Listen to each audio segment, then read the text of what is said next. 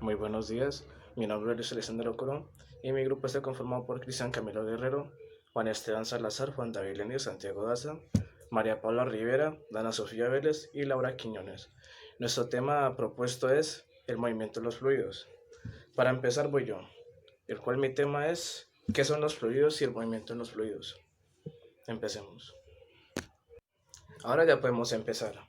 Y voy a empezar hablando de los fluidos. ¿Qué son? Los fluidos son sustancias que tienen poca resistencia entre sus moléculas y debido a esto pueden tener diversas formas de adoptarlas, también como regresar a su forma original una y otra vez, ya que no tienen ningún problema en esto, ya que se pueden separar y atraer de forma constante. Esa es una de sus características. También se podrían denominar fluidos como los gases, el agua, los aceites, cosas por el estilo. Pero para que se denomine fluido debe tener 5 características especiales, las cuales son viscosidad, tensión superficial, cohesión, adherencia y capilaridad. Y una vez sabiendo esto, podemos empezar a hablar de qué es el movimiento en los fluidos.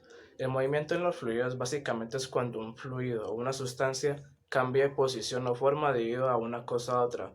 Puede ser de que estas moléculas se hayan movido por energías opuestas o por fuerzas externas a esta, como puede ser un movimiento de otro agente, como puede ser una piedra tirándola en un charco de agua que hace que el agua se disperse en forma de ondas, o cuando echamos agua en un vaso, ya que el agua toma la forma del vaso, debido a que este recipiente ejerce la fuerza y hace que ésta se contenga dentro de él y adopte su forma.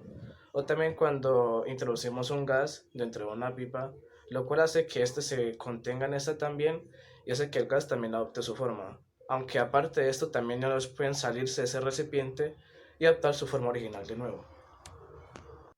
Y a continuación, mi compañero Cristian Camilo. Hola, mi nombre es Cristian Camilo Guerrero Artunduaga y hoy les vengo a dar a conocer la ecuación de la continuidad. Sin más preámbulos, ¡vámonos!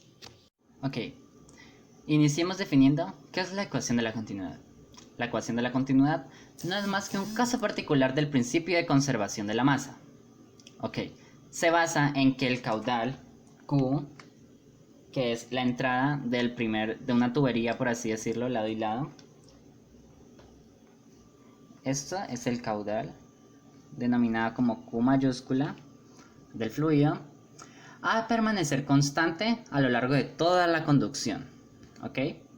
Entonces, dado que es el producto de la superficie de una sección del conducto por la velocidad con la cual fluye el fluido, tendremos que en dos puntos de una misma tubería se debería cumplir ¿qué?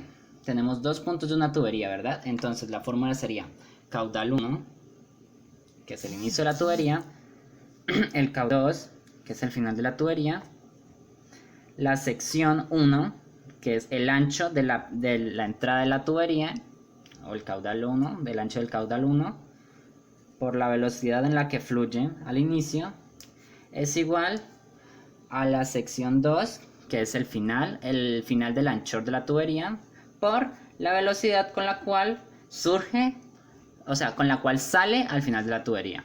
Ok, entonces, ¿qué pasa esto?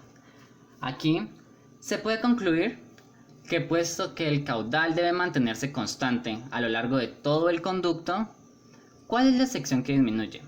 La velocidad del flujo aumenta en la misma proporción y viceversa.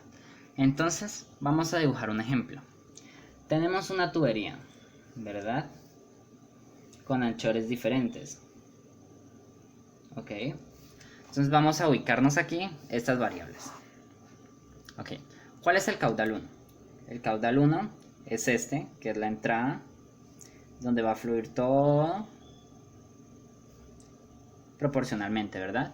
Y el caudal 2 es donde cambia la tubería, que en este caso va a ser mucho más angosta. Ok, entonces, ¿cuál es la velocidad 1? La velocidad 1 es la que se ve aquí en el caudal 1, que es cuando está iniciando o entrando en la tubería. Y la velocidad 2 es la que surge cuando va saliendo de la tubería. Ok, ahora ¿cuáles son las secciones? Como había explicado anteriormente, las secciones son la anchura del tubo a la salida, esta vendría siendo la sección 2, que es donde surge o sale el fluido, y la sección 1, que es donde entra el fluido.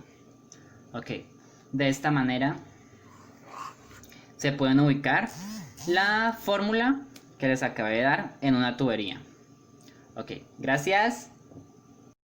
Buenas, mi nombre es Santiago Daza y hoy les hablaré de la ecuación de Bernoulli o el principio de Bernoulli. La ecuación de Bernoulli o el principio de Bernoulli se ha dicho que más que todo es un misterio. Muchas de las personas piensan que es, digámoslo, un error, que él piensa que en realidad está cierto, pero en realidad él, como lo ha explicado muy bien, no se ha dicho lo contrario.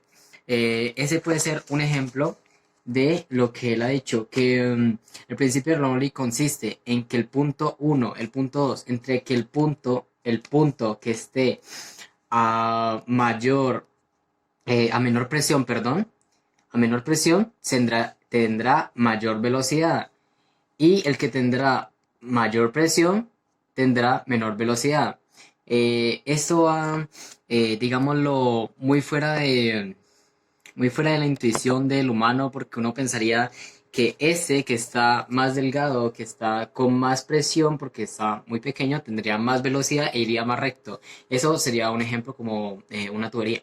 Ese, como, no, como estaba diciendo anteriormente, todo el mundo pensaría que ese, al ser más pequeño, tendría mayor velocidad, pero al ser más grande, con las diferentes ecuaciones que él tiene, se puede lograr ver que con la mayor amplitud de la tubería, menor presión, tendría la mayor velocidad.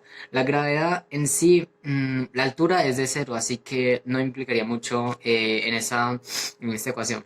Hola, yo soy Juan Esteban Salazar y junto con mi compañero Juan David Lenis nos correspondió hablar sobre las aplicaciones de la ecuación de Bernoulli. Bueno, empecemos con mi compañero.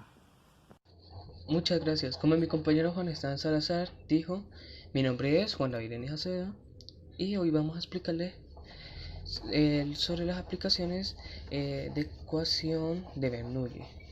Bueno, para empezar tenemos el pulverizador de insecticida, que este tipo de pulverizador funciona basado en el comportamiento de los fluidos en movimiento, que puede demostrarse que como consecuencia de la disminución de su presión aumenta la velocidad del fluido. Ahora vamos a continuar con lo siguiente. Continuamos. Ahora seguiremos con las tuberías. Bueno, en la ecuación de Bernoulli también nos dice que si reducimos el área transversal a una tubería, para aumentar la velocidad del fluido, se reducirá la presión de, en este caso sería el agua, que es como funciona en cuanto a la tubería.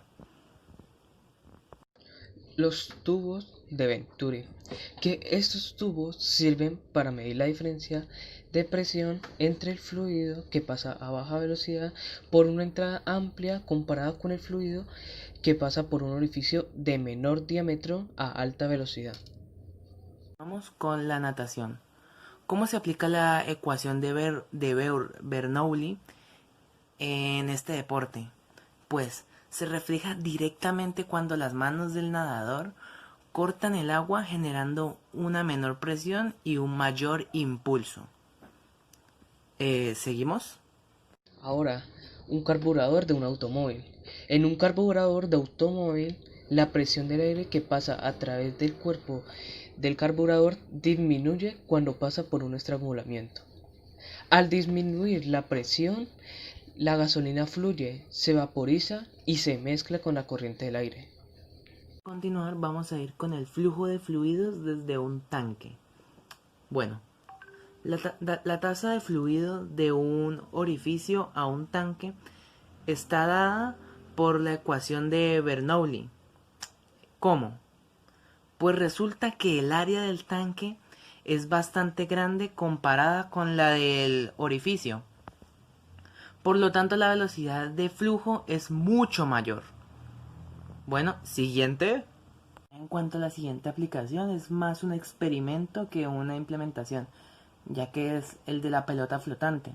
Una pelota plástica se puede mantener flotando por medio del aire lanzándola por una aspiradora. Este también nos demuestra la ecuación de Bernoulli ya que es un experimento usado pues para demostrarlo y que lo usan los profesores regularmente. Atomizador de perfume. Todos los atomizadores se basan su funcionamiento en el principio de Bernoulli, un avión que se sostiene en el aire.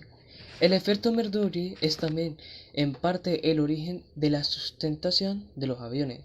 Las alas de los aviones son diseñadas para que haya más flujo de aire por arriba. De este modo, la velocidad del aire es mayor, la presión menor arriba del ala. Al ser mayor la presión abajo del ala, se genera una fuerza neta hacia arriba llamada sustentación, la cual permite que un avión se mantenga en el aire. Bueno, y ya para finalizar, vamos a hablar de los pequeños orificios de una ducha, o sea, me refiero a cuanto la regadera.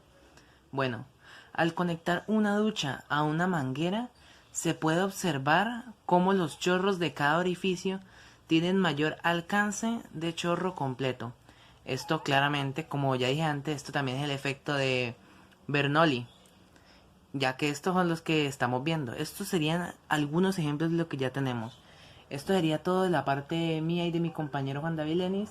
Ahora podemos continuar. Continuamos ya con mis compañeras.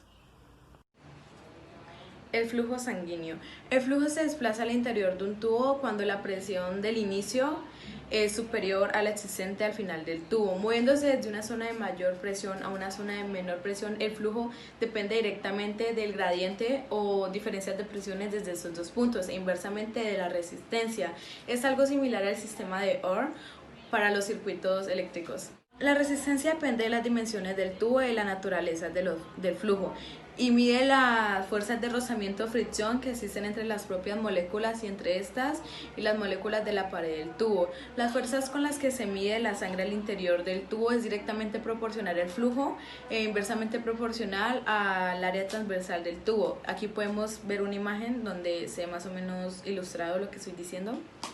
El flujo también se define como el movimiento circular por segmento transversal del circuito en la unidad de tiempo. Una fórmula de esto sería B igual a Q dividido pi R a la 2.